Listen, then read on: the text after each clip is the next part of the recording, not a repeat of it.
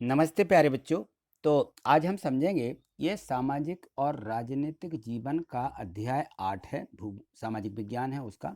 बाजार में एक कमीज। इसके पहले वाले जो अध्याय हैं वो हमने पिछली वीडियो के माध्यम से समझे थे और इसके पहले इतिहास और भूगोल भी समझ चुके हैं। यदि आपने उनको नहीं देखा है तो डिस्क्रिप्शन में लिंक दी है, उस पर जाकर के वो आप बहुत सभी विषयों को वहाँ से पूरा कर सकते हैं। तो यहाँ देखिए प्रश्न 1 दिया गया है कि कपास के फल जिनमें रुई भरी होती है उसे क्या कहते हैं। तो जो कपास के फल हैं जिनमें रुई भरी होती है, पूरा फल रहता है, उन्हें हम सूती वस्त्र कहते हैं। क्या कहते हैं? सूती वस्त्र। मुनाफा शब्द का क्या आशय है? मुनाफा, तो देखिए मुनाफा शब्द के आशय मतलब होते हैं या इनके अर्थ होते हैं कि मुनाफा यानी लाभ या फायदा भी बोलते हैं, मुनाफा को नफा भी बोलते हैं, और व्यापार या काम आदि में होने वाला लाभ ऐसा बोलते हैं। ठीक है ना, तो ये कहलाती है मुनाफा। प्रश्न 3 दिया है कि स्वप्ना को अपनी रुई स्थानीय व्यापार को बेचने से क्या हानि हुई। तो जो स्वप्ना है उसको रुई का उचित मूल्य प्राप्त नहीं हुआ, क्योंकि स्वप्ना ने एक व्यापारी से ऊंची ब्याज दर पर 25,000 रुपये कर्ज पर लिए थे और उसने उतने का सामान खरीद लिया था। ठीक है ना, तो उसको फायदा नहीं हुआ, नुकसान हुआ। प्रश्न 4 देखिए, बुनकर क्या काम करते हैं। जो बुनकर होते हैं, तो बुनकर व्यापारी जो होते हैं वो सूत लेते हैं और फिर उससे क्या करते हैं, कपड़ा तैयार कर देते हैं। ठीक है ना, तो हमें कपड़ा जो है तैयार करके देते हैं, उनको हम बोलते हैं बुनकर। ठीक है, उनका नाम होता है बुनकर। प्रश्न 5 दिया है कि दादन व्यवस्था को समझाइए। तो दादन व्यवस्था में जहाँ व्यापारक कच्चा माल देता है और तैयार माल प्राप्त करता है, वे माल देने वाले से न्यूनतम मूल्य पर माल खरीदने की मांग करते हैं। साथ ही वे सामान की उच्चतम स्तर की गुणवत्ता और समय पर सामान देने की शर्त भी रखते हैं। सामान जरा सा भी दोषयुक्त हुआ तो माल देने में जरा भी वो विलंब नहीं होने देते। ठीक। प्रश्न 6वां देखिए, इसमें दिया गया है कि बुनकरों के लिए जो सहकारी संस्थाएं हैं वो क्यों स्थापित की गई हैं।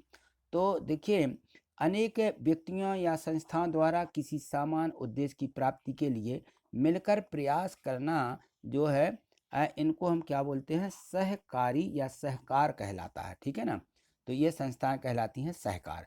समान उद्देश्य की पूर्ति के लिए अनेक व्यक्तियों या संस्थाओं की सम्मिलित जो संस्था है उनको हम सहकारी संस्था भी बोलते हैं। ठीक है।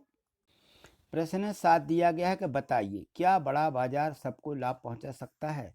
तो जो बड़े बाजार हैं वो बड़े लोगों को ही ज़्यादा उनको लाभ होता है। कुछ लोगों को बहुत परिश्रम करने के बाद भी बहुत कम लाभ होता है। इस तरह बड़े बाजार में सब बराबर नहीं कमाते हैं। कामगार मुश्किल से अपने रोज़मर्रा की ज़रूरतों की पूर्ति लायक ही वो कमा पाते हैं। ठीक है ना, तो अब यहाँ देखिए लिखा है कि बाजार को सबको लाभ लाभ तो होता है, लेकिन कम किसी को ज़्यादा। ठीक। प्रश्न 8 देखिए, इसमें प्रश्न 8 दिया गया है कि कपास मंडी से धागा बनाने तक की कपास की यात्रा जो है उसको समझाइए कि किस प्रकार से मंडी में जो धागा बनता है वो कपास से तो बनता है, लेकिन किस प्रकार से मतलब ये बनता है। तो बाजार से मिलें जो है माले कपास को खरीद करके उसे साफ करके उसकी ओटाई करके रुई तैयार करते हैं। फिर मिल के अंदर उत्साह जो रुई से धागा बनता है तथा उस धागे के कपड़े का फिर निर्माण किया जाता है। ठीक है, तो इस प्रकार से जो है कपास से सीधे मंडी में पहुंचता है, वहां से धागा तैयार होता है।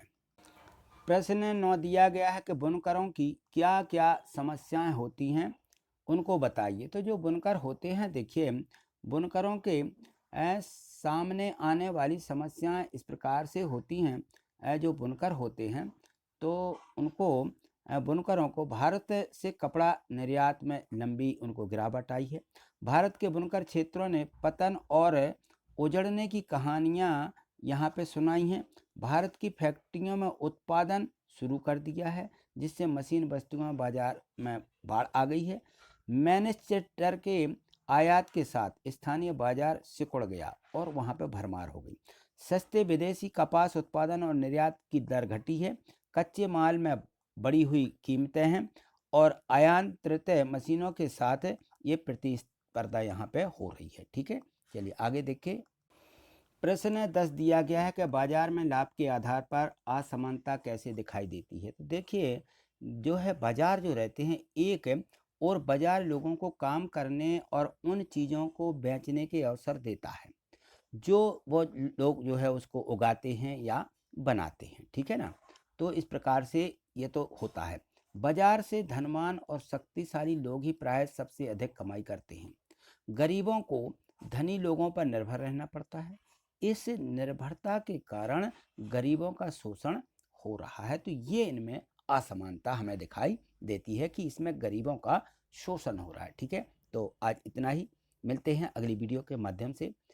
आगे और भी जो विषय दिए गए हैं उनको देखने के लिए सभी को आपको सभी कंप्लीट करना है 8th ग्रेड की बुक, क्योंकि वार्षिक परीक्षा जो होगी हमारी इसी में से सभी प्रश्न पूछे जाएंगे।